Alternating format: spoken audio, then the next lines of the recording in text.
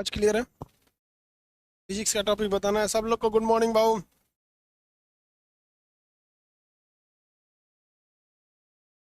Physics आपको इससे पहले वाले क्लास में एक हफ्ता पहले जस्ट मंडे को हम आपको क्रिटिकल वेलोसिटी बताए थे। क्रांतिक वेग। क्रांतिक वेग क्या था कि वह न्यूनतम वेग, मतलब ऐसा मिनिमम वेलोसिटी जिससे अगर किसी वस्तु को घुमाया जाएगा, किसी ऑब्जेक्ट को, तो वो एक सर्कुलर मोशन को कंप्लीट कर लेगा। इसका क्रिटिकल वेलोसिटी का वीसी अंडर रूट क्या था, आर जी। आर जहाँ क्या है उसका रेडियस है, और जी क्या है, ग्रेविटी है। रेडियस हमेशा मैक्सिमम ले लीजिएगा, यानी ये वाला रेडियस, यानी कि यहाँ से ले ले, यहाँ से ले लीजिएगा, कोई भी वैल्यू आएगा। जैसे मान लीजिए आपका रेडियस 5 है और यहाँ पे आपका 9.8 है, 9×5 यह आ जाएगा अंडर रूट 49, यानी 7।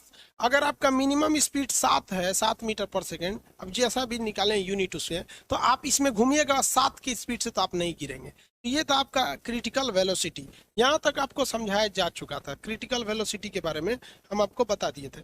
आगे आपको आज समझाना है। क्रिटिकल वेलोसिटी समझा दिया था ना बहू, आज आपको फ्रिक्शन के बारे में बताना था। क्रिटिकल वेलोसिटी बाल्टी वगैरह का एग्जाम्पल भी दिए थे। हाँ, आगे बढ़े। दरोगा क्लास शो होने लगेगा, हम नहीं थे इसलिए शो नहीं हो रहा था। शो होने लगेगा। सर कह रहे हैं कि सर मास पे डिपेंड नहीं करेगा। नहीं बाबू, स्पीड पे डिपेंड करता है। अंतरिक्ष यान दिशा और गति निर्धारित कैसे करते हैं, ये जब हम आपको अंतरिक्ष यान पढ़ाएंगे, ग्रेविटी का चैप्टर है उसमें बताएंगे बाबू। ग्रेविटी का चैप्टर में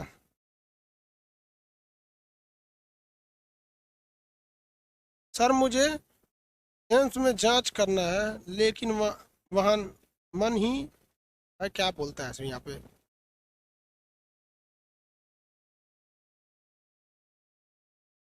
मोनू कुमार कर रहे हैं सर, यूट्यूब पर फिजिक्स में वीडियो में डिटेल समझाएं, लेकिन यहाँ बहू आप यहाँ पढ़ेंगे मन से तब तो समझ में आएगा। आपको कोई डाउट है तो पूछिए ना। आपको एक एक कमेंट को 40 बार करेंगे, आपको डाउट है तो पूछिए। कोई भी टॉपिक जो होता है फिजिक्स का, तो जरूरी नहीं कि हर टॉपिक इजी हो या हर टॉपिक मतलब सिंपल ही हो। बहुत सारे कॉम्प्लिकेटेड टॉपिक भी आते हैं सब। तो कोई भी चीज़ आपको यूट्यूब, कभी कभी आपको फिजिक्स में कोई अच्छा लग सकता है, कोई टफ रहेगा तो बहुत भयानक लग सकता है। जैसे अभी आप पढ़ेंगे ना नति कोण अननति कोण, तो थोड़ा सा टफ हो जाता है। आपको क्या आसान वाला चीज़ बहुत अच्छा लगता है, अब बाकी जो टफ रहेगा वो कौन पढ़ेगा। तो यूट्यूब बाबू एक सिलेबस नहीं है, वहाँ इजी और हार्ड दोनों पढ़ाना होता है। या यूट्यूब एक सिलेबस नहीं ना है, जो भी चीज़ नॉर्मल आदमी बता दिया। यहाँ तो आपको टॉप भी बताना है, हार्ड भी बताना है, मतलब इजी भी बताना है, तो इजी में मजा आएगा। यहाँ देखिए वो फ्रिक्शन, फिजिक्स में एक इंपॉर्टेंट टॉपिक है फ्रिक्शन। इसमें हमेशा एक क्वेश्चन आएंगे फ्रिक्शन, हिंदी में कहते हैं इसे घर्षण, हिंदी में कहेंगे घर्षण। अब कमेंट बंद रखेंगे आप लोग, जो जो क्वेश्चन इससे आते हैं सारे चीज़ों के बारे में डिटेल से बताते हैं। फ्रिक्शन एक प्रकार का फोर्स है, ये क्या है, एक प्रकार का बल है, ये फोर्स है।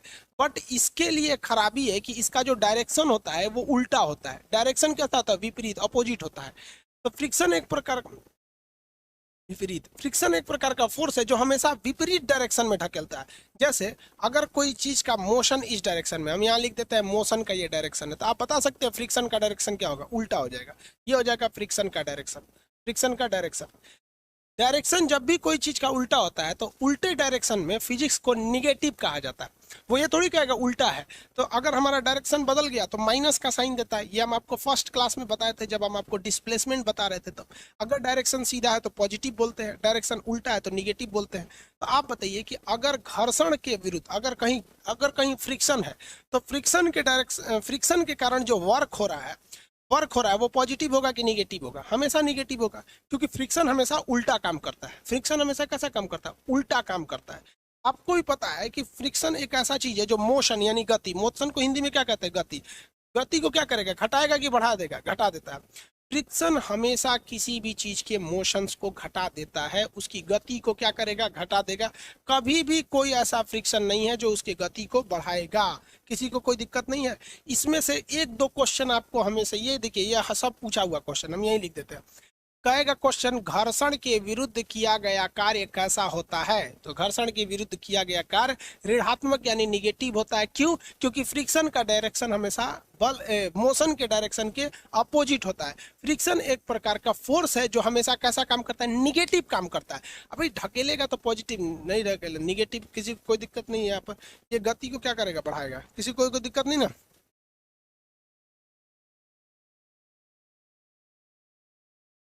आगे बढ़े, किसी को कोई दिक्कत नहीं?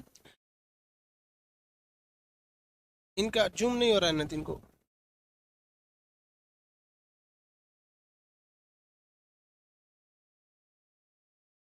आगे देखिए, ये हो गया आगे फ्रिक्शन। अब फ्रिक्शन के बारे में कुछ डिटेल से समझिए। तो बच्चों वाला चीज है फ्रिक्शन का, अब डिटेल से समझिए फ्रिक्शन के बारे में। घर्षण जो है, हिंदी में लिख देते हैं घर्षण यानी फ्रिक्शन। ये तीन टाइप, दो टाइप के, बेसिकली कितने टाइप का? दो। अभी हम आपको इसका चार टाइप बताएंगे, लेकिन अभी समझिए दो। एक होता है गतिक स्थितिक घर्षण, स्टैटिक फ्रिक्शन कहते हैं। स्थितिक घर्षण, कैसा घर्षण? स्थितिक घर्षण। ऐसा घर्षण जो किसी भी स्थिर चीज, स्टैटिक यानी रुके हुए चीज में अगर वो घर्षण है तो उसे कहते हैं स्थितिक घर्षण। किसी भी रुके हुए चीज में ये घर्षण होता है, ये बहुत ही शक्तिशाली होता है। अब अकेले कोई भी चीज है ना तो आप उसका कंपैरिजन नहीं कर सकते हैं। दूसरा जब तक न लिखे, गतिक घर्षण यानी मोशन फ्रिक्शन। गतिक घर्षण, काइनेटिक फ्रिक्शन, गतिक घर्षण, इसे क्या कहेंगे? Kinetic friction. ये गति कर रहा है। तो दो चीजों में फ्रिक्शन लगता है। जब भी कोई चीज रुकी हुई है या कोई चीज चल रही है तो दोनों में फ्रिक्शन है। रुके हुए चीज में जो फ्रिक्शन रखता है उसे हम लोग कहते हैं स्थितिक घर्षण, और जो चीज गतिमान है उसे में लगता है तो उसे कहते हैं हम लोग गतिक घर्षण। जैसे आपको बताते हैं, ये पेंसिल यहाँ रखे हुए हैं, इसको हम ढकेलेंगे तो देखिए इसमें एक फ्रिक्शन लग रहा है, लेकिन ये रुका हुआ है। और जब चलने लगा ना तो भी इसमें एक फ्रिक्शन है। अब आप बताइए, किसी भी चीज में ज्यादा मेहनत कहाँ लगता है? जब वो एकदम रुका हुआ है उस वक्त खींचने में, कि हल्का सा मोशन में आ गया उस वक्त खींचने में? तो आप कहेंगे कि सर कोई भी चीज जब रुकी हुई रहती है ना तो ज्यादा फोर्स से ढकेलना पड़ता है। एक बार चल दिया तब कोई दिक्कत नहीं। इसलिए जब कोई गाड़ी बंद हो जाती है ना तो आप देखते होंगे उसे 5-6 आदमी मिलकर ढकेलते हैं। क्यों? क्योंकि उसमें क्या लग रहा है भाई? स्टैटिक फ्रिक्शन लग रहा है, जो बहुत ही पावरफुल होता है स्टैटिक फ्रिक्शन। लेकिन जब उसको 2 आदमी भी रहेंगे ना, डगरना स्टार्ट कर दिया तो आराम से ले जा सकते हैं। इसका मतलब ज्यादा मेहनत कहाँ पर है? स्टैटिक फ्रिक्शन में है, और कम मेहनत कहाँ पर है? गतिक फ्रिक्शन यानी काइनेटिक फ्रिक्शन में है। तो दोनों टाइप का अलग अलग फ्रिक्शन समझ में आ गया आप लोग को। लेकिन अगर आप गौर से देखेंगे तो जो गतिक फ्रिक्शन यानी काइनेटिक फ्रिक्शन है, ये दो तरह से होगा। कितने टाइप का? दो टाइप का होता है। एक होता है स्लिपरी, एक होता है आपका रोलिंग। सर्पी, स्लिपरी को क्या कहते हैं? सर्पी, सर्पी यानी स्लिपरी। और एक होता है डोलनी। सर्पी घर्षण को डोलनी घर्षण यानी रोलिंग को डोलनी मतलब समझिए कि कभी भी आप देखिए कोई भी चीज, कभी कभी कोई चीज सरकता है और कोई चीज डगरता है। इसका एग्जाम्पल देखिए, दोनों में अंतर। एक बैग है, इस तरह का झोला है, ठीक है? इस तरह ऐसे झोला ले लिए, बैग है, इसको बांध दिए और इसको ऐसे खींच रहे हैं, बोरा को ऐसे खींच रहे हैं इसको। तो ये केवल इस जमीन पे ना घर्षण, ये सरकेगा। क्या करेगा? स्लिप करेगा, सरकेगा। मोशन ये भी करेगा, लेकिन ये क्या करेगा? सरकेगा। लेकिन इसमें बहुत मेहनत लगता है, तो इंजीनियरों ने दिमाग लगाया। ये जो सरफेस था ना, इस सरफेस में पहले यहाँ इस बैग में एक चक्का लगा दिया। बैग में क्या लगा दिया? चक्का लगाया। उसके बाद इसको खींचे, कोई दिक्कत नहीं है। अब ये सरकेगा नहीं, अब ये डोलन करेगा यानी रोलिंग करेगा। क्या करेगा? रोलिंग करेगा। देखिए यहाँ पे सरक रहा था तो भी गति कर रहा था, यहाँ डोल रहा है तो भी गति कर रहा है। सबसे स्मूथ गति कहाँ होगा? तो आप कहेंगे सर रोलिंग फ्रिक्शन में यानी डोलनी घर्षण में सबसे इजी मोशन होता है। इसलिए जो ट्रॉली होते हैं, वीआईपी बैग होते हैं, या रेलवे स्टेशन वगैरह देखें बड़का बड़का बैग में चक्का लगा रहता है, वो आदमी आराम से फोन पे बतिया रहा है, डगरा के लेके चला जा रहा है। उसको पता है कि डोलाना किसी चीज को आसान होता है और सरकाना बड़ी मुश्किल होता है। तो जो साइकिल में ताला मारा जाता है, ध्यान से समझिए, साइकिल में जो आप ताला मारते हैं वो ताला आपकी साइकिल की गति को सुरक्षित, आपकी साइकिल को सुरक्षित नहीं करता है, वो क्या करता है, जब आप साइकिल में ताला मार देते हैं तो आपकी साइकिल रोलिंग नहीं कर सकता है, डोल नहीं सकता है, लेकिन आपका साइकिल सरपी कर सकता है, सरक सकता है, यानी स्लिपरी मोशन कर सकता है। इससे क्या होगा कि जो चोर है वो साइकिल को ले जाएगा ना, तो सरका सरका के ले जाएगा, तो उसको मेहनत ज़्यादा लगेगा, स्पीड कम हो जाएगी, बहुत कम ही दूरी तक जा पाएगा। तो चोरों फिजिक्स पढ़ ले, वो भी जानता है कि हमको डोलना यानी रोलिंग करना बहुत आसान है। रोलिंग क्या है, आसान है। और आप रोलिंग न करे साइकिल, इसलिए पिछला चक्का में आप मार दिए हैं ताला। तो चोरवा को पता है कि अगला चक्का में तो ताला मारे नहीं है, या आप ही से गलती से चाबी घुस गायब हो गया, तो क्या करिएगा, पीछे का साइकिल का पोर्शन पकड़िएगा, पीछे का टांग दीजिएगा। तो जो पीछे आप ताला मार के उसे सरकने के लिए मजबूर किए थे, तो उठा लिए और आगे वाले पैसे टकरा के लेके चला जाता है। तो सबसे ईजी कौन सा होता है, सबसे ईजी, सबसे आसान डोलनी होता है।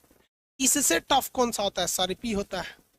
और सबसे खतरनाक क्या होता है, आपका स्थितिक घर्षण होता है। तो फ्रिक्शन कितने टाइप का देखे, 3 टाइप का। सबसे कम घर्षण कहाँ लगेगा, सबसे कम घर्षण लगता है डोलनी यानी रोलिंग में, इसीलिए सबसे कम मेहनत लगता है, क्योंकि फ्रिक्शन ज़्यादा मेहनत ज़्यादा, फ्रिक्शन कम मेहनत कम। सबसे कम फ्रिक्शन रोलिंग फ्रिक्शन, सबसे ज़्यादा स्टैटिक फ्रिक्शन। अगर कोई जैसे कोई बोरा है, उसमें अनाज रख दिए हैं, वहाँ रख दिए, उसको ऐसे पैर से मारिएगा ना तो हिलवे नहीं करेगा, ऐसे पचक के रह जाएगा। थोड़ा भी खींचिएगा तो जल्दी खींचाएगा नहीं, मेहनत लगा के खींचिएगा ना, जैसे खींचिएगा तब वो क्या होगा, सर्पी घर्षण हो जाएगा, सर्पी घर्षण। तो बहुत मेहनत लगता है। सबसे ज़्यादा मेहनत किस में है, स्थिति घर्षण में। बोरा को उठाइए, पीठ पे रखिए और तब चलेंगे तो बहुत मेहनत है। उससे अच्छा बोरा को पकड़िए, सरका दीजिए, तो सरकाएंगे तो और मेहनत, थोड़ा सा उसके तुलना में तो कम मेहनत है सरका के लाने में, उससे दिक्कत नहीं है। तो एगो ठेला गाड़ी रखिए, अब बोरा को किस पे उठा कर रख दिए, ठेला गाड़ी पे, ठेला गाड़ी के नीचे चक्का लगा, आपका डोलनी घर्षण हो जाएगा। तो फ्रिक्शन को कम करना बहुत जरूरी है। अगर फ्रिक्शन कम नहीं होगा तो मेहनत बहुत लगेगा। सबसे कम फ्रिक्शन कौन सा होता है, डोलनी फ्रिक्शन होता है, यानी डोलनी घर्षण, यानी आपको इंग्लिश में कहेंगे रोलिंग फ्रिक्शन। समझा गया कि नहीं?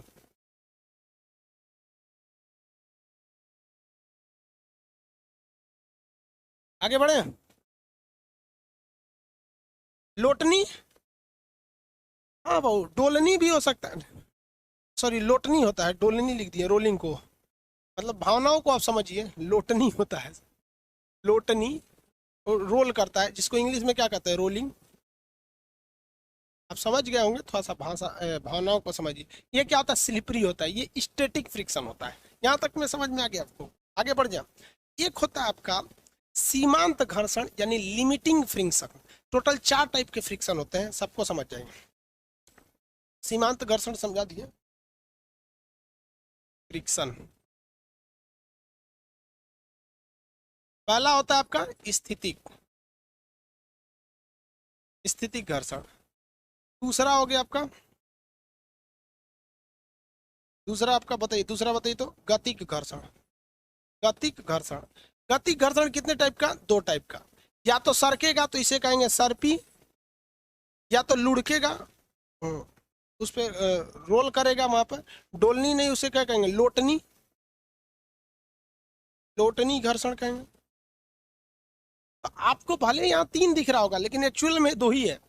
तीसरा क्या होता है, जो इसके बीच में आता है, इसके बीच में यहाँ आएगा वो चीज, दोनों के बीच में, वो एकदम 1 सेकंड के लिए होता है, 1 सेकंड से भी कम के लिए होता है वो घर्षण, बहुत कम टाइम के लिए लगता है। जैसे आप एग्जाम्पल समझिए, कोई व्यक्ति मर रहा है, अचानक थोड़े मरेगा, जैसे मान लीजिए किसी को कोरोना हो गया, तो मरने से ना 2-3 दिन पहले पता चल जाता है कि अभी बचने वाला नहीं है।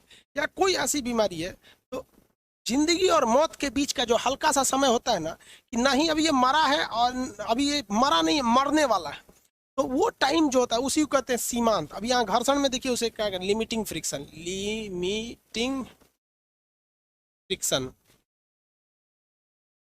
ये क्वेश्चन पूछा हुआ है, इससे याद रखेंगे अच्छा से, इसे कहते हैं सीमांत घर्षण, सीमांत घर्षण। क्या होता है सीमांत घर्षण? जब कोई वस्तु रुकी हुई है, जैसे मान लीजिए कोई कोई किसी चीज को हम खींच रहे हैं, कोई चीज रुकी हुई है, ये मार्कर रुका हुआ है, तो इसको हम खींचेंगे तो फ्रिक्शन कहेगा कि नहीं खींचो, हम खींचेंगे इधर। लेकिन एक ऐसा पल आएगा कि जब ये स्थितिक घर्षण, स्थितिक घर्षण उसको रोक के रखेगा कि नहीं खींचने देंगे, और आप उसे कहेंगे हम खींच के रहेंगे, तो वह क्षण जब यह स्थितिक घर्षण अपने मैक्सिमम मान से खींच रही है कि नहीं जाने देंगे, और आप मैक्सिमम मान से कर रहे हैं, हम खींचबे करेंगे, तो ये बॉर्डर लाइन को हम लोग क्या कहते हैं, सीमांत घर्षण। यानी हम ये कह सकते हैं कि सीमांत घर्षण जो होता है वो स्थितिक घर्षण का मैक्सिमम वैल्यू होता है, जहां वो पूरा जोर जान लगा देता है कि नहीं, हम इसे गति करने ही नहीं देंगे।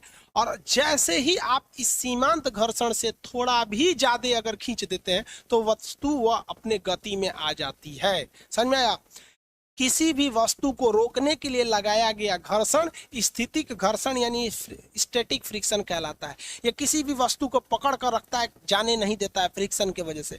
आप इसको लगाएंगे तो और ये खींचते जाएगा। स्थितिक घर्षण का अधिकतम मान क्या कहलाता है, लिमिटेड यानी सीमांत घर्षण। आप अगर इससे थोड़ा भी ज्यादा लगा दिए तो वो वस्तु गति करने लगेगी। नॉर्मल एग्जांपल में समझ, एक ट्रक रखा हुआ है, एक ट्रक पर हम जाके ढकेलेंगे, चल चल, ट्रकवा कहेगा रे कान सर इतना हमको कमजोर समझे, हमारे अंदर क्या है, स्थितिक घर्षण।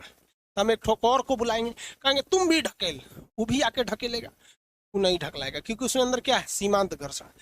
10-15 आदमी आ जाएंगे ना तो ट्रकवा कहेगा रे बाप रे, तो 10 आदमी को लेके चलाया, तो ढकेलेंगे तो ट्रक कहेगा नहीं ढकलाएंगे। लेकिन एक मैक्सिमम पल आएगा जब ट्रक लगेगा नहीं, अब ढकला जाएगा, तनी हिलेगा यहाँ पे। अब जब हिलना डुलना चालू कर दिया तो वो हो जाता है सीमांत घर्षण। यानी स्थितिक घर्षण का मैक्सिमम वैल्यू क्या कहलाता है, सीमांत घर्षण कहलाता है। आप उसमें जरा सा भी ठेल दिए तो ट्रक गति करने लगेगा। ट्रक क्या करने लगेगा, गति करने लगेगा। इसका दूसरा एग्जाम्पल, जब आप पंजा लड़ाते होंगे ऐसे करके, ये गिरेगा यहाँ पे, तो देखते होंगे ये इधर से कर रहा है कि नहीं गिरने देंगे, ये इधर से कर रहा नहीं गिरने देंगे। लेकिन एक पल आता होगा कि जब आपको एहसास हो जाता है कि ना अब आगे वाला पटका जाएगा, इतना अगर झुक गया ना तब समझ में आता अब बाबू पटका गए हो। बीच में थे तो तुम क्या थे, स्थितिक पे थे, अब एकदम किनारे, अब थोड़ा सा लगा देंगे तो गिर जाओगे। स्थितिक घर्षण का maximum value of static friction is known as limiting friction. Question आया था एनटीपीसी में तो लड़के कंफ्यूज हो गए। कहा गया था किसी वस्तु को गति में लाने के लिए, गति मतलब मोशन में लाने के लिए, यहाँ देखिए, किसी वस्तु में गति, किसी वस्तु को गति में लाने के लिए कौन से फ्रिक्शन की जरूरत है। तो भैया गति में लाने के लिए यहाँ बीच में कौन सा होता है, सीमांत घर्षण।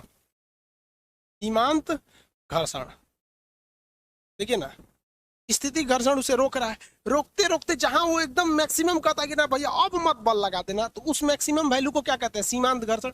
अगर इसमें थोड़ा सा भी चेंजिंग ला दिए तो फिर वो क्या करने लगेगा, गति करने लगेगा। किसी को कोई दिक्कत नहीं। फ्रिक्शन कितने टाइप का देखें, रियल में तो 3 टाइप का, लेकिन अगर पार्ट बाई पार्ट देखें 4 टाइप का। कौन कौन, आपका स्थितिक घर्षण, सीमांत घर्षण, गति का घर्षण। समझ में आया? इसमें पूछता है मजबूत कौन होता है, सबसे मजबूत, सबसे कमजोर क्या क्या होता है। तो घर्षण में सबसे ज्यादा फ्रिक्शन कहाँ लगेगा, तो देखिए सबसे मजबूत होता है भैया स्थितिक घर्षण। स्थितिक घर्षण ये बहुत मजबूत होता है। इससे थोड़ा ही कमजोर होता है इसका तो मैक्सिमम वैल्यू होता है सीमांत घर्षण। इसका मैक्सिमम वैल्यू क्या होता है, सीमांत घर्षण। स्थितिक घर्षण क्या है, ये तो एक वैल्यू है ना। स्थितिक घर्षण से कमजोर होता है आपका कौन सा, सर्पी। और सर्पी से भी कमजोर होता है लोटनी। लोटनी, लोटनी। सबसे भयानक घर्षण कहाँ लगेगा, स्थितिक घर्षण में। स्थितिक घर्षण के अधिकतम वैल्यू को क्या कहते हैं हम लोग, सीमांत घर्षण कहते हैं। कोई भी चीज सरक रहा है तो उसमें भी घर्षण ज्यादा है। लोटा रहा है, इसे गोल गोल डगर रहा है तो क्या हो गया, लोटनी घर्षण। याद रहेगा आप लोग को घर्षण का टाइप। सबसे शक्तिशाली घर्षण स्थितिक घर्षण, सबसे कमजोर घर्षण लोटनी घर्षण। इसीलिए अब आप बताइए, अगर आप कोई ऐसा मशीन बनाना चाहते हैं तो वो मशीन जो है, अच्छा एक बात बताओ भाई, एक चीज है जो क्वेश्चन देखते कितने लोग बता लेते, ट्रेन जो होती है, ट्रेन ट्रेन ट्रेन ट्रेन में कौन सा घर्षण होता है, लोटनी होता है या सर्पी होता है ट्रेन में। ट्रेन में बताएंगे लोटनी यानी रोलिंग फ्रिक्शन या आपका स्लिपरी फ्रिक्शन। ट्रेन में बताइए, ट्रेन में,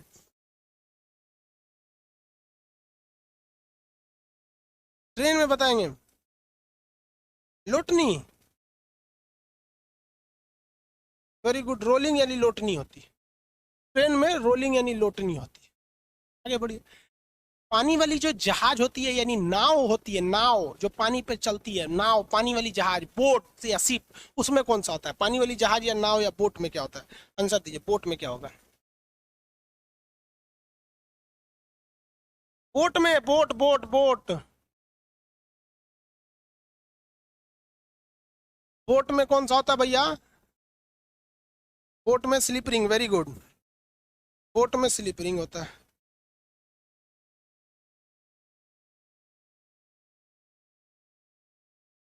वेरी गुड, बोट में स्लिप रिंग होता है। ये बताओ, आपको भी पता है कि स्लिपरिंग फ्रिक्शन ज्यादा होता है, स्लिपरिंग फ्रिक्शन ज्यादा होता है, इसीलिए जितनी भी शिप होती हैं, जितने शिप इनका स्पीड कम होता है, और ट्रेन जो होती है इनका स्पीड ज्यादा होता है। ट्रेन जो होते हैं इनका स्पीड ज्यादा होता है, क्योंकि ट्रेन लुढ़क के चल रहा है, असली पैसे घसटा के चल रहा है। क्या रहा है? घसटा के चल रहा है। इतना तो दिमाग लगाए ना आपने। इसका मतलब कि अगर हमें किसी चीज की स्पीड को कम करना है तो उसे लोटनी से कहाँ लाइए? सर्पी पे लाइए। उसे लोटनी से सर्किल पे सही। इसीलिए आपकी जो साइकिल होता है इसमें लॉक लगा दिया जाता है। साइकिल में जब लॉक लगा देते हैं तो साइकिल लॉक हो जाने के बाद उसकी जो लोटनी यानी लोटाने की क्षमता है, इस तरह से वो लोटाने की क्षमता खत्म हो जाती है। अब वो लोटाता है कहाँ? अब वो सरकता है। और बढ़िया से करना है तो अगवा पिछवा दोनों और ताला मार दीजिए। समझ में आया कि नहीं? आगे ताला मार देंगे, लोटनी से ये सर्पी पे चला जाता है। हम एरोप्लेन में कौन सा? वाह वाह वाह, very good very good. Aeroplane में ये समझ में आ गया। अब इसमें भी फ्रिक्शन देखिए किस में ज्यादा होता है। सॉलिड का फ्रिक्शन ज्यादा होता है, उससे कम होता है लिक्विड का, और उससे कम होता है गैस का। उससे कम किसका? Solid, liquid, gas. इंग्लिश में लिख दे, सॉलिड, लिक्विड और गैस।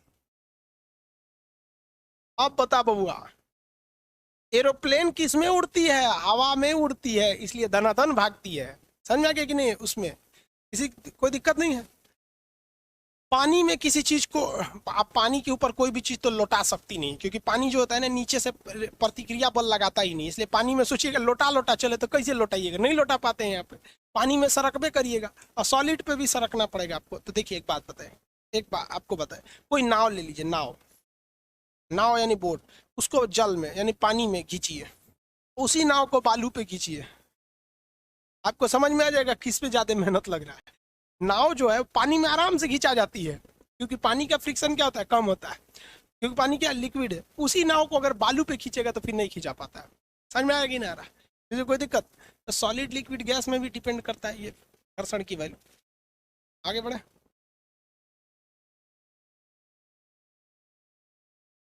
मानव में कौन सा घर्षण होता है? बकलोला कौन ची में रगड़ाएगा ये तो दीपन।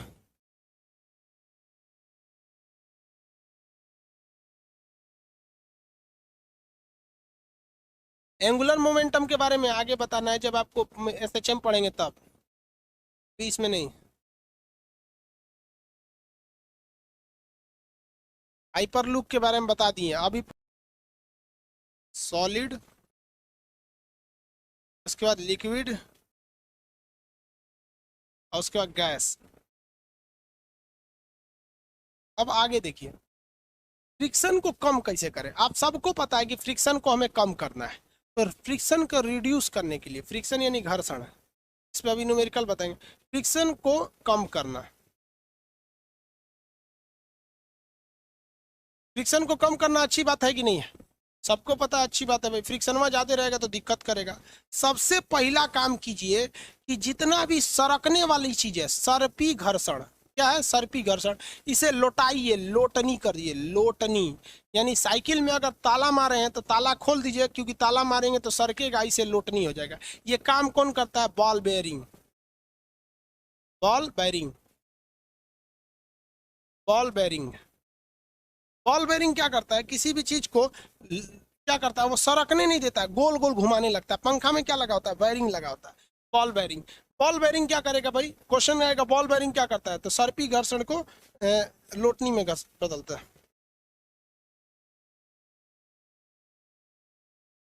बेयरिंग भूल जाओ।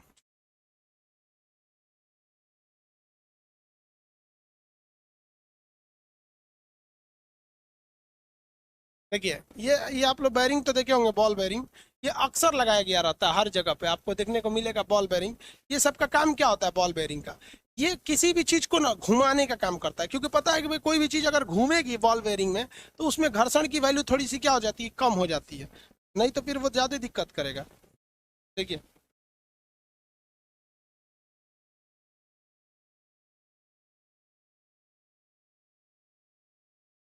ये बेयरिंग देखें आप लोग, ये वायरिंग क्या करता है, किसी भी चीज को फिसलने नहीं देता है। ये क्या करेगा कि अगर आप इसे, ये कभी भी आपके साइकिल वगैरह में सर्पी घर्षण करने ही नहीं देता है। ये आपको क्या करता है, लोटनी घर्षण करने देता है, लोटनी घर्षण। ये दो लेयर होते हैं, ये बाहर वाला अच्छा से घूमता है, इसके बीच में छर्रा लगा होता है, बेयरिंग लगे होते हैं। कभी कभी ये घिस जाता है ना तो अच्छे से आपका साइकिल का चक्का नहीं घूम पाता है। ये पंखे में भी लगा होता है, मोटर में भी लगा होता है। दुनिया का कोई भी चीज जहाँ घूमने की कोई चीज होगी वहाँ ये बेयरिंग जरूर लगा रहेगा, क्योंकि ये वायरिंग किसी चीज को सरकने नहीं देता है बल्कि लौटने देता है। तो जब कभी हमें फ्रिक्शन कम करना है तो एक चीज का ये ध्यान जरूर रखना है कि हम क्या करें, सर्पी घर्षण को लोटनी घर्षण में बदल दें। कहेगा कि बॉल बेयरिंग का काम क्या होता है, तो ये किसी चीज को सरकने नहीं देता है बल्कि लौटाने देता है। और किस चीज का प्रयोग कर सकते हैं, पाउडर का। इसका पाउडर का, पाउडर का प्रयोग कर सकते हैं घर्षण को कम करने के लिए। कैरम बोर्ड खेलते हैं, कैरम बोर्ड खेलते समय आप देखते होंगे उसमें क्या मार देता है आदमी, पाउडर छिड़क देता है। तो उसमें भी क्या कर सकते हैं आप, फ्रिक्शन को कम कर सकते हैं। पाउडर का ही काम करता है ग्रेफाइट, ग्रेफाइट, ग्रेफाइट। लेकिन समस्या समझिए, ग्रेफाइट भी एक तरह का पाउडर है। पेंसिल का जो नोक होता है ग्रेफाइट, उसको पीस के आप क्या कर दिए, पाउडर बनाइए। कभी पेंसिल को ना आप क्या करिएगा, दीवार पे ऐसे रगड़िएगा, उसके बाद उसको छुइएगा, इतना चिकना हो जाता है। अगर आप पेंसिल का जो ग्रेफाइट इतना चिकना होता है, आप अंदाजा लगाइए, अगर आप कहीं पेंसिल का बुरादा इसे रगड़ दीजिए और से अंगूठा में उसको भर लीजिए, तो आपके अंगूठे में जितने गैप है ना उसमें इतना अच्छा से भर देगा कि आप अंगूठा लगाएंगे तो निशान नहीं लगेगा, एकदम बराबर लग जाएगा। इतना जबरदस्त होता है। लेकिन ग्रेफाइट की खराबी क्या है, जहां डालेंगे वहां काला हो जाएगा। इसलिए कैरम बोर्ड पे छिड़क देंगे ना इसे ग्रेफाइट, तो खूब अच्छा से तो फिसलेगा लेकिन पूरा कैरम बोर्ड में काला हो जाएगा, कैरम बोर्ड का करम फूट जाएगा। इसलिए कैरम बोर्ड में ग्रेफाइट अच्छा होने के बावजूद उसमें हम पाउडर का प्रयोग करते हैं कि आगे उसकी लाइनिंग ना मिटे।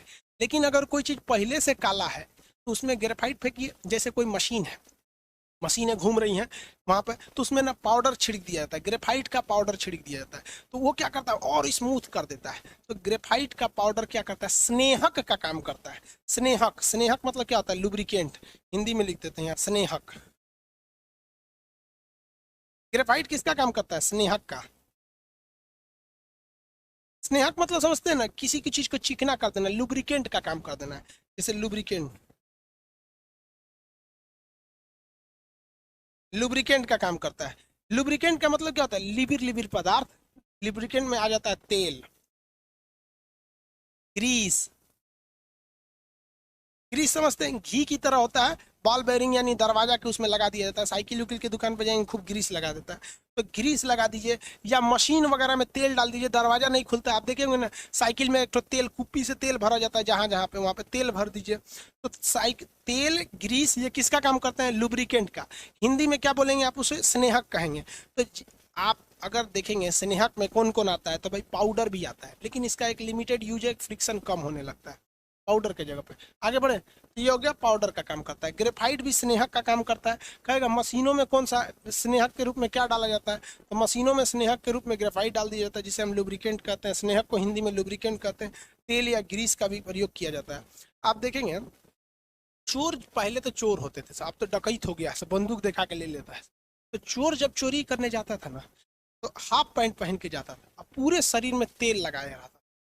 अगर कोई चोर को पकड़ लिया ना, इसे इतना ना उस पर तेल रहता था कि उस सरका के भाग जाता था, क्योंकि उसको पता है फ्रिक्शन के बारे में कि हम अगर लुब्रिकेंट यानी स्नेहक, लुब्रिकेंट को क्या कहते हैं, स्नेहक। ऐसे समझ में नहीं आ रहा आप लोग को, दूसरा लिख देते हैं, बसता ही नहीं है सब। लुब्रिकेंट हिंदी में बोले तो स्नेहक। स्नेहक, स्नेहक का एग्जाम्पल में देखेंगे क्या होगा, तेल, ग्रीस,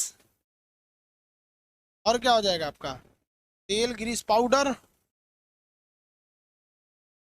ग्रेफाइट। इन्हें कि खड़े खड़े पेंसिल का नोक डाल देंगे तब थोड़ी होगा, ग्रेफाइट उसका पाउडर बनाना पड़ता है। इससे भी आपका क्या हो सकता है, फ्रिक्शन कम हो सकते हैं। और भी कोई उपाय बताइए फ्रिक्शन कम करने का, उपाय बताइए फटाफट, और भी कुछ उपाय है। फ्रिक्शन कम करने का और भी कोई उपाय बताइए।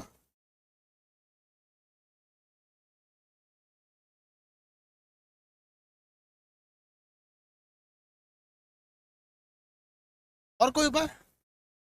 लुब्रिकेंट और ग्रीस एक ही होता है भाई, लुब्रिकेंट को में ये सब चीज आ जाते हैं। कीचड़ वगैरह भी ठीक है, मोबिल वगैरह, हाँ वेरी गुड। देखिए जितने भी लिक्विड शेप में आएंगे सब सब इसमें आ जाते हैं। लुब्रिकेंट में सब आ जाएंगे सब, देखिए इसमें तेल आ जाएगा, मोबिल आ जाएगा, मोबिल आ जाता है, सब आते हैं सब, मोमबत्ती वगैरह जितना भी लिक्विड, थूक, थूक देखते हो ना क्रिकेट में जो बॉल फेंकता है, जानता है कि अगर हम बॉल पटकेंगे तो जहां पटकेंगे वहां घर्षण लगेगा, घर्षण स्पीड को घटा देता है। तब वो कैसे कहेगा गेंदवा तेज जाए, तो उसको क्या करेगा, थूक लेगा, इसे फट से थूक के खेखार उखार थूक देगा और उसको पूरा लभेड़ देगा उसको। और लभेड़ने के बाद जब बॉल पटकेगा ना तो बॉल जैसे गिरेगा सड़ाक से चला जाएगा और बोल्ड हो जाएगा, क्रिकेटर आउट हो जाता है। देखते हो पचर पचर थूकते रहता है सब वहां पे, अकेले थूकता है, ये थोड़े कहेगा कि सबको कहेगा आओ आओ आओ थूको थूको, बॉल है थूक थूक थूक, पचर पचर थूक के इसे फेंक देगा। अरे भाई ऊपर लिमिट है, थूक के उगड़ने नहीं करेगा, समझा गया। और क्या हो सकता है घर्षण का, बर्फ, आइस, आइस पर आप चल ही नहीं पाते, आइस पर आप क्या नहीं पाते, चल नहीं पाते, क्योंकि आपको पता है कि आपको फ्रिक्शन रहना जरूरी है। आइस पे नहीं चल पाते, कीचड़, कीचड़ पर नहीं चल पाते हैं। केला, बचपन में आपने पढ़ा होगा, चौबे जी ने केला खाया, केला खा के मुंह बिचकाया, छिलके को सड़क पर गिर, ऐसे करके आराम से गिरे। ऐसे केला का जो छिलका होता है उस पर पैर रखिएगा ना तो फ्रिक्शन कम होता है, मारेगा पलट देगा। कीचड़ जो होते हैं ना बर्फ के बरसात के दिनों में, उसमें भी फ्रिक्शन कम होता है। बर्फ पर चलना क्या होता है, मुश्किल होता है, बालू पर भी मुश्किल होता है, अभी आगे बताएंगे बालू पर क्यों मुश्किल होता है, दोनों एक ही चैप्टर में पढ़ना है। आइस वगैरह पे चलना मुश्किल होता है, इसलिए आप देखे होंगे जो आइस वाले शूज होते हैं उस जूता को, उसको उसके नीचे कटीले तार होते हैं, कटीले वो होते हैं सर, जिसे आइस शूज कहेंगे। आइस शूज क्या होता है, उसमें ना कटीले वो निकले रहते हैं सर, आइस शूज वाले में देखिए, उसमें कांटा कांटा टाइप का रहते हैं सर, आइस वाले शूज में। यहाँ पे कहाँ निकले, ये देखिए, ये आइस शूज पे चलने के लिए। इसमें अगर देखेंगे तो आपको फ्रिक्शन कम रहता है आइस वाले शूज में, इसलिए इसको लगा दिया जाता है ताकि आपको कटीले चीज़ों पर चलने में प्रॉब्लम ना हो। आइस शूज आर्मी वगैरह को भी दिया जाता है ये वाला शूज। अब देखिए इसमें नीचे आपको कटीला तार दिख रहा है, ये कांटे कांटे टाइप का दिख रहा है, ये किस लिए है, क्योंकि इसको फिजिक्स पता है कि जो बर्फ होता है ना उस पर चलना मुश्किल है, क्योंकि बर्फ बड़ी तेज फिसलता है, इसलिए नीचे इसमें क्या लगा देता है, कांटेनू में लगा देता है हवा, ताकि आपको बर्फ पर चलने में कोई कठिनाई ना हो, इसके वजह से। यहाँ तक तो समझ में आ गया आपको। और भी कुछ मायने रखता है लुब्रिकेंट के अलावे, एक और चीज मायने रखता है जिसको जिसे कहते हैं पॉलिश, पॉलिश। और एक चीज और मायने करता है शेप। किसी भी चीज पर अगर आप पॉलिश कर दीजिएगा ना तो उसमें फ्रिक्शन कम हो जाता है। तो ये तो आप नॉर्मल समझते होंगे, किसी भी चीज पे पॉलिश कर देंगे। अब इसको क्या करता है फ्रिक्शन कम करने के लिए, चौकी देखें, चौकी, बढ़ई इसको काम करता है, बढ़ई, बढ़ई, बढ़ई, बढ़ई देखेंगे तो एक तो रंदा मारता है, इसे लकड़ी को ऐसे छीलते रहता है, छील छील कर उसे क्या कर देता है, पॉलिश मार देता है, ताकि उस चौकी पर फ्रिक्शन कम आए या लकड़ी वगैरह की चीज़ों पर फ्रिक्शन कम आए। तो बढ़ई क्या करता है, पॉलिश कर देता है। शेप भी मायने रखता है, किसी भी चीज़ का शेप कैसा है, किस डिजाइन का है, उस पर भी वो डिपेंड करता है फ्रिक्शन। जैसे हम आपको दिखाते हैं चीज, एक छड़ है, सपोज कीजिए कोई छड़ है, आप घर बनवाने जा रहे हैं, रॉड एग्जाम्पल में ही देख लीजिए, इसे बनाएंगे तो फिर अच्छा नहीं बनेगा, डायरेक्ट दिखा देते हैं। टाटा का एक रॉड आता है, Tata iron rod, iron rod, आप में से घर बनवाने के समय सब लोग खरीदते होंगे रॉड। आप इस रॉड को अगर देखेंगे ध्यान से तो इस पर कुछ आपको ना शेप दिखाई देगा। ये शेप क्यों बनाए जाते हैं इस पर, ताकि ये मसाला वगैरह को अच्छा से पकड़ सके। टाटा रॉड वगैरह को देखेंगे, ये रॉड है ना,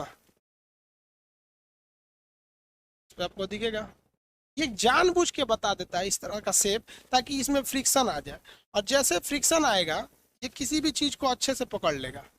देखिए छड़ खरीदने जाएंगे तो आपको कभी भी छड़ मिलेगा तो इसी शेप में मिलते हैं सर, इसमें फ्रिक्शन देखिए ज़्यादा हो जाएगा, और ये आपके सीमेंट मसाला वगैरह को अच्छे से पकड़ लेता है, ये छड़ वगैरह। तो आप क्या देख सकते हैं, कभी भी किसी चीज का शेप जो होता है, शेप, उसका आकार, वो भी डिपेंड कर देता है कि किस तरह से फ्रिक्शन होगा या कैसे नहीं होगा। तो ये कई चीजें मायने रखते हैं। शेप मायने रखेगा कि नहीं रखेगा, शेप, आकार, जिसे क्या कहा जाता है आकार, ये भी मायने रखता है। आप एग्जाम्पल में देखिए, तो यहाँ देखिए एक रॉड है जिसे पकड़ के आपको लटकना है। यहाँ एक रॉड बना दी है, ये ब्लैक कलर का एक रॉड है, इसे पकड़ कर आपको लटक जाना है, इसको पकड़ के लटकना है। और एक दूसरा रॉड है रेड कलर का, इसे भी पकड़ कर लटकना है। लेकिन इस रॉड में हम एक अलग से शेप दे देते हैं, इस तरह से कुछ कुछ शेप दे देते हैं, इसमें कुछ इस तरह से शेप दे देंगे, इस टाइप का रिंग टाइप का बना दिए, ये सिंपल बना दिए।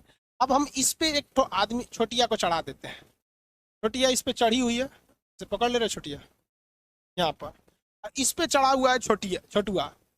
छोटुआ देखा कि छोटिया इस पे क्या करने चढ़ी है, तो ये चढ़ गया। आप बताइए, ये गर्ल पर फ्रिक्शन ज्यादा है कि इस बॉय पर फ्रिक्शन ज्यादा लगेगा, किस पर फ्रिक्शन की वैल्यू ज्यादा रहेगी, गर्ल या बॉय? आंसर देंगे।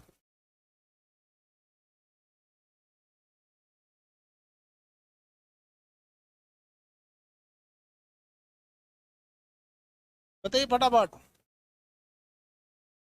भैया, फ्रिक्शन ज्यादा किस पे लगेगा, गर्ल वाले पर। क्यों? क्योंकि इसका शेप जो है ना, शेप ये अलग कर दिया है, इसका शेप में खुरदुरा है, इसमें देख रहे हैं कुछ कुछ खुरदुरा है, फंस जाएगी। आई तो सड़क दे नीचे चला आएगा बकलोलो तुरंत ही नीचे आएगा, बकलोलिया उसके चक्कर में चढ़ा है, गिर के नीचे आ गया। सबको समझ में आ गया? आप लोग को समझ में आ गया ना? तो शेप भी मायने रखता है। पॉलिश, आप देखिए टाइल्स जो होता है ना किचन में, संगमरमर टाइल्स वगैरह, उस पर पॉलिश किया रहता है। ऐसा खुरदुरा संगमरमर बनाते समय उसमें खूब ज़्यादा पॉलिशिंग किया जाता है, पॉलिश कर देता है, जिस वजह से वो एकदम चिकना हो जाता है। ये तो समझ में आ गया आप लोग को। स्नेहक पूछता है, याद रखिएगा, स्नेहक को इंग्लिश में क्या कहते हैं? लुब्रिकेंट कहते हैं। स्नेहक के कई एग्जाम्पल होते हैं। स्नेहक को हिंदी में हम लोग शुद्ध भाषा में कहते हैं लिबिर, लिबिर यानी चिपचिपुआ पदार्थ। कोई भी चीज़ जब लिबिर लिबिर हो जाता है ना, तो उसे क्या कहते हैं? स्नेहक कहते हैं। जैसे आप देखते होंगे नाक में जब सर्दी हो जाता है एकदम गीला पोटा, तो कोई दिक्कत नहीं है क्योंकि वो लिबिर लिबिर है। लेकिन वही नाक में जब नकटी बैठ जाता है तो उसे खखोर के लाते हैं तो फाड़ देता है वहाँ पर, तो लिबिर। थूक, कहीं भी थूक लगा देंगे तो घर्षण कम हो जाता है। क्रिकेटर वगैरह इसका ज़्यादा प्रयोग करते हैं लोग। समझ में आ रहा है कि नहीं आ रहा है? आगे बढ़ जाए।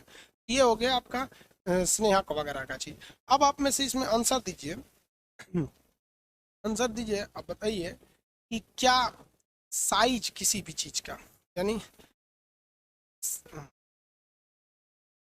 साइज यानी मायने रखता है? फ्रिक्शन पे साइज का कोई इफेक्ट पड़ता है? आंसर देंगे तो क्या फ्रिक्शन पर साइज का?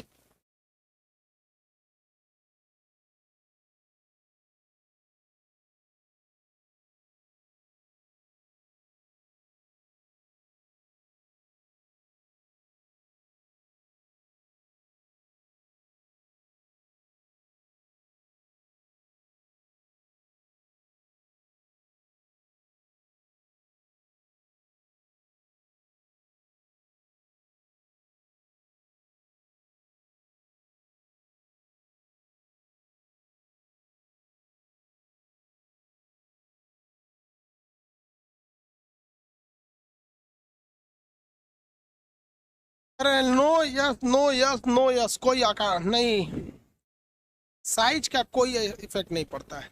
ये इफेक्ट पड़ता है सरफेस का। किसका? सरफेस का इफेक्ट पड़ता है कि सरफेस कैसा है। अगर सरफेस जो है आपका कैसा, एकदम क्लियर है, मतलब एकदम स्मूथ है, तो स्मूथ सरफेस पर फ्रिक्शन की वैल्यू कम। और अगर आपका सरफेस रफ है तो आपका क्या हो जाएगा? फ्रिक्शन बढ़ जाएगा। लेकिन कभी भी आपका सरफेस का साइज कितना बड़ा है ये डिपेंड नहीं करता है। आप इसको एग्जांपल से समझिए कि एक ये रेड कलर का हम एक सरफेस रखें, ये बहुत बड़ा है और ये पतला छोटा है, तो आपको पता है कि दोनों का सरफेस जो है वो बड़ा और छोटा है। लेकिन ये भी टाइल्स का बना हुआ है, मान लीजिए ये भी आपका मार्बल है, ये भी क्या है? मार्बल है, और ये भी मार्बल है। तो किस में फ्रिक्शन ज़्यादा रहेगा भाई? दोनों तो सेम चीज़ है, फ्रिक्शन दोनों में क्या रहेगा? बराबर ही रहेगा। फ्रिक्शन दोनों में क्या रहेगा? बराबर रहेगा। लेकिन अगर हम कह दें कि ये मार्बल नहीं है, ये क्या है? वुड है, लकड़ी है। ये क्या है? वुड है, लकड़ी है।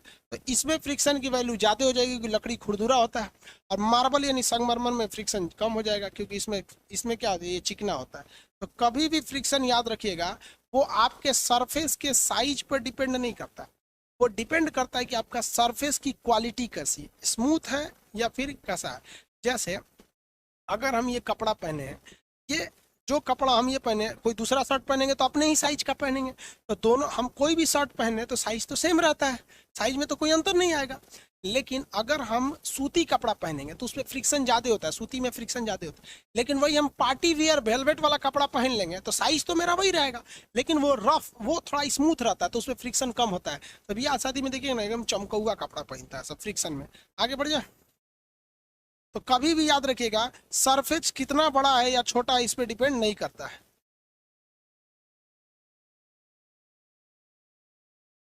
एक आदमी कर रहे हैं कृष्णा को 50 किलो का बोरा खींचेंगे और 5 किलो का खींचेंगे, अंतर आएगा कि नहीं आएगा? अंतर आएगा बाबू। वो आपको न्यूमेरिकल में सॉल्व करना है, उसमें आएगा आपका अंतर रिएक्शन फोर्स के वजह से, म्यू बराबर आएगा उसमें। अब आप ही बताइए ना, एक हम आपको 5 किलो का बोरा खींचने को दे देते हैं और जमीन पे उसको खींचिए, और एक तो हम आपको 50 किलो का बोरा खींचते हैं लेकिन उसमें चक्का के लिए दे देते हैं। तो अगर हम ट्रॉली में लगा के चक्का में दे देंगे तो आप एक उंगली से उसको खींच लीजिएगा, अतनी 5 किलो का बोरवा एक उंगली से खींचिए, नहीं ना खिंचाएगा। वो आगे आपको भी देखना उसमें, ऐसा नहीं है कि एक ही चीज़ पे सब हो जाएगा। वेट पर डिपेंड करता है, वो न्यूमेरिकल में बताएंगे, वेट पर डिपेंड कर।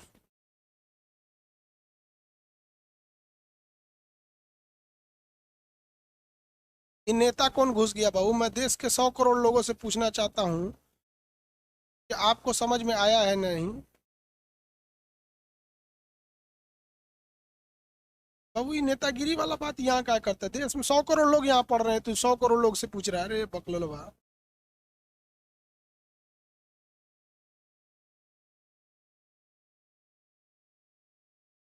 आगे बढ़े। अब न्यूमेरिकल के बारे में समझते हैं हम लोग। यहाँ पे न्यूमेरिकल क्वेश्चन 3-4 पूछता है, उसके बारे में बताते हैं।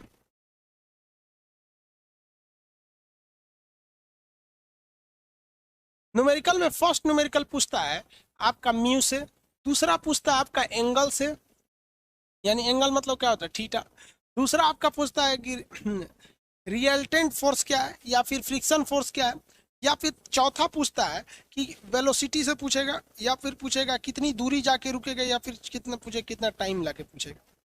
ये 5 न्यूमेरिकल 6 न्यूमेरिकल, जिसमें आपको केवल यही 2 न्यूमेरिकल ज्यादा आते हैं, हालांकि हम ये सब बता देंगे आपको। देखिए, कहेगा कि किसी तल का आपका घर्षण गुणांक निकालने के लिए म्यू निकालने को कह सकता है, या फिर एंगल निकालने को कह सकता है। ऐसे पूछ सकता है कि कोई सरफेस है जिस पर घर्षण की वैल्यू दे देगा कि इस तल पर इतना घर्षण है, इसे ब्रेक लगाएंगे तो कितनी दूरी जाकर ये रुकेगी। या ये पूछ सकता है कि इस पर घर्षण इतना है, कितना टाइम के बाद रुकेगी। तो ये टाइप के न्यूमेरिकल आपसे पूछ सकते हैं। ज्यादातर न्यूमेरिकल आपका या तो म्यू घर्षण गुणांक निकालने के लिए देता है, या तो फिर एंगल निकालने के लिए देता है। तो न्यूमेरिकल में बताएंगे। अभी पहले ये समझिए, थ्योरी से तो आपको क्वेश्चन पूछेगा तो आप बता सकते हैं कि सरफेस बड़ा हो या छोटा हो, डिपेंड नहीं करता है। डिपेंड करता है कि सरफेस स्मूथ है या फिर रफ है। रफ रहेगा तो घर्षण ज्यादा, स्मूथ रहेगा तो घर्षण कम रहेगा। घर्षण बल को बढ़ाना भी जरूरी है। अगर आप घर्षण बल को कम रखेंगे, कभी कभी घर्षण से फायदा हो जाता है। जैसे बर्तन धोने के लिए जो झामा यूज करते हैं लोग, उस जानबूझ के खुरदुरा यूज करते हैं ताकि बकोट के निकाल दे। मैल छोड़ाने के लिए गांव में एक ईंटा रख ले रहता है तो खुरदुरा टाइप का, उससे छोड़ाता है कि मैल बकोट के निकाल दे। तो कभी कभी घर्षण जरूरी भी है। जहाँ जरूरी है घर्षण वहाँ आप रफ कर दीजिएगा, जहाँ जरूरी नहीं है वहाँ आप स्मूथ कर दीजिएगा। अब बार बार आप किसी चीज को, कई ऐसे चीजें होते हैं जिसको आप छील छाल के स्मूथ नहीं कर सकते, ना ही उसे बड़ा कर सकते, तो फिर उसमें आपको क्या करना पड़ता है? लुब्रिकेंट मिलाना पड़ता है। समझ में आया कि नहीं? लुब्रिकेंट तेल हो सकता है, ग्रीस पाउडर, ग्रेफाइट वगैरह। ग्रेफाइट एक लुब्रिकेंट होता है, स्नेहक हिंदी में बोलते हैं, जो मशीनों में इसका प्रयोग किया जाता है। कैरम वगैरह में इसका प्रयोग नहीं किया जाता है। कीचड़ पर चलना में फिसल जाता है, केले के छिलका पर, बर्फ में क्या होता है आपका फ्रिक्शन कम लगता है। सबसे कम फ्रिक्शन कौन सा होता है भाई? जो लौटने वाला है। और उससे ज्यादा, उससे तगड़ा होता है सरकने वाला। सबसे तगड़ा होता है कौन सा आपका? स्थितिक घर्षण होता है। स्थितिक घर्षण के अधिकतम मान को हम क्या कहते हैं? सीमांत घर्षण। स्थितिक घर्षण के अधिकतम मान को हम सीमांत घर्षण के नाम से जानते हैं। फ्रिक्शन समझ में आ गया कि नहीं? फ्रिक्शन के विरुद्ध किया गया कार्य हमेशा ऋणात्मक होता है, क्योंकि फ्रिक्शन हमेशा गति का विरोध करता है। क्या कोई ये कहेगा कि फ्रिक्शन ज्यादा रहेगा तो गति ज्यादा हो? नहीं, फ्रिक्शन हमेशा गति का विरोध करता है। फ्रिक्शन जरूरी भी है, क्योंकि आपको पता है कि केले के छिलके पर या फिर कीचड़ पर फ्रिक्शन नहीं होता है, कम होता है, इसलिए उस पर चलना मुश्किल होता है। तो किसी भी चीज़ के लिए फ्रिक्शन जरूरी भी है, और फ्रिक्शन का ज़्यादा हो जाएगा तो भी दिक्कत, कम हो जाएगा तो भी दिक्कत होता है। फ्रिक्शन सॉलिड, लिक्विड, गैस में सबसे कम फ्रिक्शन होता है, इसलिए हवाई जहाज तेजी से उड़ जाती है। पटरी ट्रेन पर चलने की वजह से ये जो होता है सॉलिड में फ्रिक्शन ज़्यादा हो जाता है, इसलिए ट्रेन की स्पीड कम होती है। अब इसका बच गया न्यूमेरिकल प्रॉब्लम। आपको थ्योरी से कोई प्रॉब्लम नहीं होना चाहिए। थ्योरी से प्रॉब्लम है तो बोलिए, न्यूमेरिकल अभी बताते हैं हम आपको।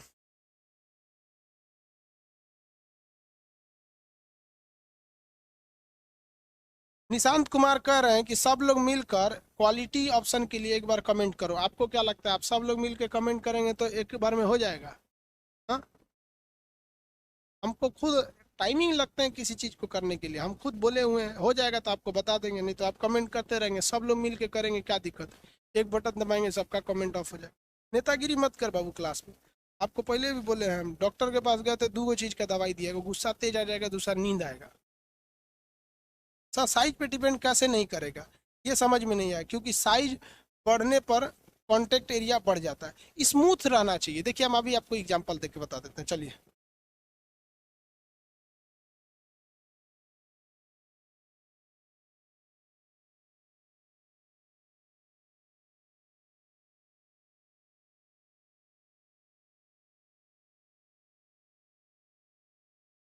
देखिए वो साइज पे कैसे डिपेंड नहीं करता है। यहाँ एक देखिए, एक छोटा सा कटोरा है, ठीक है, छोटा सा ये कटोरा है। इसके एरिया अगर ये छोटा कटोरा है, अगर हम दूसरा क्या ले लें, एक ले लें, एक मास्क ले लेते हैं, एक मास्क ले लेते हैं। अगर आप कांटेक्ट एरिया देखिएगा, कांटेक्ट एरिया, तो किसका कांटेक्ट एरिया ज़्यादा है? कांटेक्ट एरिया मास्क का ज़्यादा है। इस मास्क का एरिया ज़्यादा है, लेकिन इस कटोरे का एरिया कम है, ठीक है। आप कह रहे हैं कि सर एरिया पे भी डिपेंड करना चाहिए, जिसका एरिया ज़्यादा रहेगा उसका फ्रिक्शन ज़्यादा रहेगा। एक बात बताओ भाई, इससे हम मैल छोड़ाते हैं इस मास्क से, तो इस मास्क का सरफेस एरिया ज़्यादा क्या है? रफ है, इसलिए मेरे मैल को छोड़ा देगा। इससे मैल छोड़ाएंगे, छोड़ा देगा? नहीं छोड़ा पाएगा। इसलिए कांटेक्ट एरिया पर डिपेंड नहीं करता है, डिपेंड करता है कि कांटेक्ट एरिया का सरफेस स्मूथ है या क्लीन है। समझ में आया कि नहीं? का छोटा बड़ा से मायने नहीं रखता है, साइज से मायने नहीं रखेगा। एक और आपको एग्जांपल देते हैं साइज के लिए, चलिए और क्या एग्जांपल देते हैं। ये देखिए, ये एक चाबी है, ये क्या है? चाबी है। इस चाबी का एरिया नो डाउट इसके सरफेस एरिया से छोटा है। इसमें कांटेक्ट एरिया किसका ज्यादा होगा? इस स्टील के बर्तन का। लेकिन इसमें कांटेक्ट एरिया कम किसमें? चाबी में। अगर हम इस चाबी से बकोट ले तो ससुरा फाड़ देगा। इससे ऐसे करते रह जाएंगे, नहीं फटेगा। देखिए कितनों करते रह जाएंगे, नहीं फटेगा, जबकि एरिया कांटेक्ट एरिया ज्यादा है, लेकिन फ्रिक्शन कहाँ लगा पा रहा है? लगा पा रहा है, इसका एरिया कम है। अबे बकोट लेंगे तो सब मांस झड़ जाएगा यहाँ पे। तो कभी भी बाबू आपके दिमाग में होता है, आपका क्वेश्चन लाजमी अच्छा है। कभी कभी लगता है फिजिक्स में नहीं ऐसा होता है, लेकिन कभी होता नहीं है ऐसा कभी। तो देखिए इसका एरिया छोटा है तो आपको लगेगा छोटा है तो फ्रिक्शन भी कम होना चाहिए, इसका एरिया बड़ा है तो फ्रिक्शन। भाई बड़ा से कोई मतलब नहीं। जैसे ये इतना बड़ा है, इसमें अगर हम अपना ऐसे मुंह रगड़ेंगे तो कोई दिक्कत नहीं होगा, पूरा मुंह रगड़ लेंगे कोई दिक्कत नहीं है। और इसी को हटा के कोनो नया नया दीवार है जिसपे प्लस्तर नहीं हुआ है, वो पे मुंह रगड़ लें तो थूर देगा यहाँ पर। इसलिए एरिया कैसा है ना, एरिया का मतलब रफ है या क्लीन है, इस पे डिपेंड करता है। कल हम आपको इसका एग्जांपल वो न्यूमेरिकल बता देंगे, आज थ्योरी बता दिए। सर मछली को तैरने में कौन सा घर्षण लगता है? भाई मछली के अंदर तो लिक्विड का घर्षण लगता है, वो तो आर्किमिडीज के सिद्धांत पर तैरती है।